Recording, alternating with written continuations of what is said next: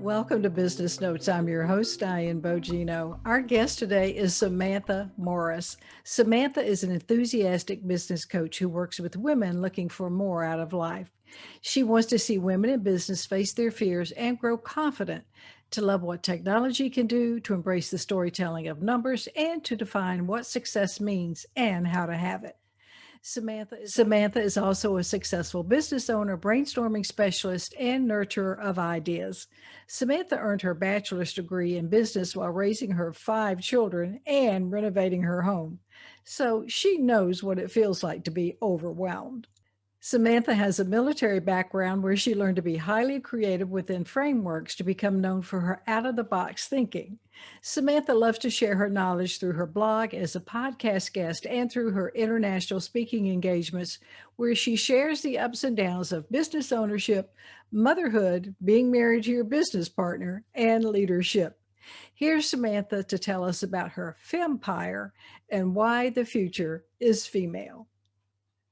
Samantha, welcome to Business Notes, and thank you for being on the show today, all the way from Australia.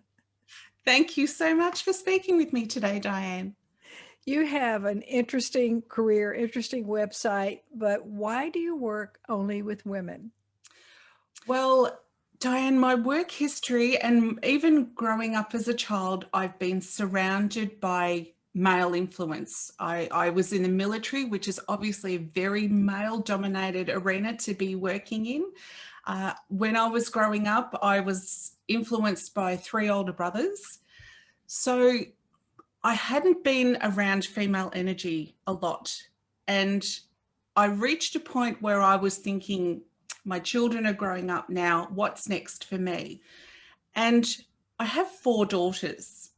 And in looking at what was around them, what they were learning, and thinking about what they were seeing, and my history in working with male-dominated fields, I thought we need more women in leadership, and we need more women to be standing up and doing the things that they're passionate about. So that's why I shifted my focus from what I was doing into really focusing on women and helping them become all they can be, because I want my daughters to see that. I think it's really important for them. That's important that you're such a good role model too. But why do you think women struggle with the most, or what do you think they struggle with the most? I think what women struggle with the most is actually stepping into what they really want. I think we're so conditioned growing up to follow in someone's footsteps, to be the woman behind the man, for example, that it's not often considered that we can actually stand up and be what we want to be, and we can stand next to a partner rather than behind them. And, you know, when we look at tradition, it's always, you know, women might start a career, but then we stop to have a family. And that, you know, that's perfectly fine. And that's certainly what I did. But in doing that, I reached the point where I thought, what do I do now? You know, as mothers, we have this gap in our career where we stop to take care of our children. And it can be quite frightening to then step back into something because you've had that gap and you feel like you're a bit behind. So we kind of lose confidence, I feel. So when I'm speaking with women who want to start a business, or who have something that is quite small and they feel like it could be a lot bigger and a lot more successful, there's a lot of fear around that and a lack of confidence, because we do have to juggle so many things. Quite often it's not just the business we're taking care of. Quite often it's also the family home. It could be elderly parents. We have these other responsibilities. So it can be really frightening, and women just lack this confidence to say, do you know what? I'm more than that, and I want to pursue this. But being caretakers, it just occurred to me that is probably the thing that makes us such good coaches as females.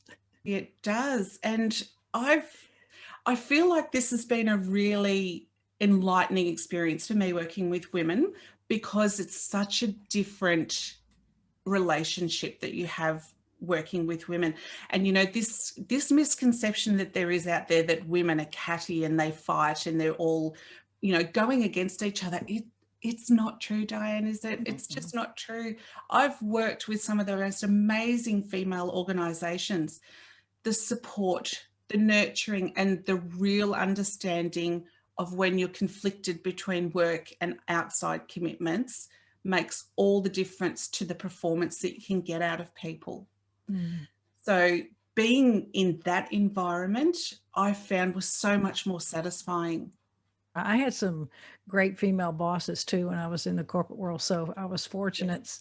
But how was it transitioning from the military to coaching? I mean, you're either told what to do or you're telling what to do, and you don't do that in coaching. But I don't feel like, when I was in the military, I don't feel like my style was to tell people what to do as such. I always felt like I was more of a guide than an instructor.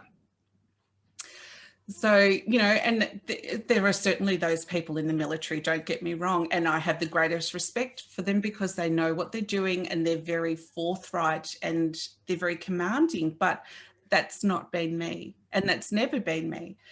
My approach is different. So I think it felt quite smooth to go into coaching, because when you're dealing with people, I think when you bring that understanding and that empathy into it, you get such good results. People are willing to take action and work with you when they feel heard and when they feel valued. It was on your website. You have got some great statistics about coaching and how valuable it is. I mean, for goal setting, leading a balanced life, reducing stress levels, and several other things. But do you agree that that coaching works in any size business, for any gender, a leader, a business owner, all of that, and somebody even trying to have a good life, or trying to improve their lifestyle? The most valuable thing about having a coach is getting that outside perspective, because so many times if you're an owner of a business, you are working in that business, and you start a business because you're good at something or you can see a need for something, and you start doing that as a business. Now, most times, not always, but most times with small businesses, when business owners start up, they're not thinking about all the aspects of business. They're thinking about delivering something, a product or a service. And that's what they're very good at.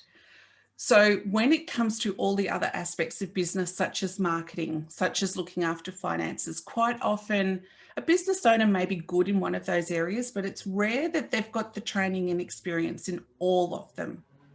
And this is where they struggle. And the first thing they struggle with is asking for help in the first place. But the second thing they struggle with is that they might be good at a few of those things, one or two or three, but not all of them. So when someone comes in from outside and gives them perspective, it's a little bit of a challenge there to start with, because it's almost, you can be met with a little bit of resistance, because this business is their baby and this is the way they've operated and this is how they've got it to this point here. So you do have to be very, very careful about how you approach. You've got to understand the business owner, understand where they're coming from, and guide them towards clarity, rather than just, like we were saying before, just coming in and telling people what to do. There's so much more value in helping people find their own answers. That's right. That's right. And when you do that, it sticks better. Yes. When it's your idea. um, what advice would you give to a mother who wants to start a new business? I would say absolutely do it. The thing about being a mother and being in business is that they're not mutually exclusive. And I think that's the part where we're probably misled, that we can only be good at one thing and we've got to focus on children or focus on business. And how could we possibly do both? We're very capable of doing both. And in fact, for the people that do feel that they want to pursue a business, for the mothers that do feel that that's the path for them, being a more fulfilled person actually makes you a better parent. It really does, because you're happier within yourself, because you're feeling productive. You feel like you're giving all of you out to the world rather than just, spending time with your children. Mhm. Is this part of why you say the future is feminine? Yes, that is the tag for the overarching brand of Fempire. Yes, we are all female coaches, and we do all work with women, and we do believe the future is female, because men have been running the world for many, many years. And I think it is time that women take part in how things are being done. And I think women need to step into government, and they need to step into leadership, because we need to bring some balance there. It's not about pushing men out. It's not about that at all for me. It's about bringing some balance to how we do things, and bringing that feminine perspective into corporate life and into any type of leadership at all. Hmm. Very good. Yeah, government. We definitely need to. That's another kettle of fish, isn't it? Indeed. I do want to direct people to your website, because you have got some great giveaways on your website. You have a checklist for starting a business, correct? Yes, yes, I do. Yes. And then on your blog, this jumped out at me right away about the 10 movies that women are in business in, My like Prada. goodness. What was it? Yes, Meryl Streep is amazing in that role. Yes, yes, I agree. So they can go on your website and get the checklist, and go on your blog and get that printout from the movie ones. I just thought I was so mad because I didn't think of it myself. I thought that was just so ingenious. So I want to direct people there for sure. And finally, what does it take to be successful? What it takes is, really, my belief is to just be honest with yourself about what success means to you. And it can't be dictated to you by anybody else. That is so true. And, Samantha, I think if more people really realize that, there'd be a lot more success in the world. Yes, I'm so. Yes. Yeah. Success doesn't have to be, $1 million business and 3 cars in the driveway and a big mansion, because that does not make every person happy. For some people, success might be, being able to send their children to a particular school. For some people, success might be being able to help people who aren't as fortunate as they are. It comes in all different shapes and forms. So as soon as you find out what it means to you, that's how you can be successful, because once you know what it is, that's what you work towards. Good advice. Good advice. Samantha, you have brought us some great insight into both success and to coaching. And I hope that more people will consider coaching for themselves and for their employees. Thank you for being on the show today. I appreciate your time. Thank you so much, Diane. My pleasure. Thank you for watching Business Notes. We've been speaking with Samantha Morris, business coach and international speaker. I'm your host, Diane Bogino, bringing you business ideas you can bank on.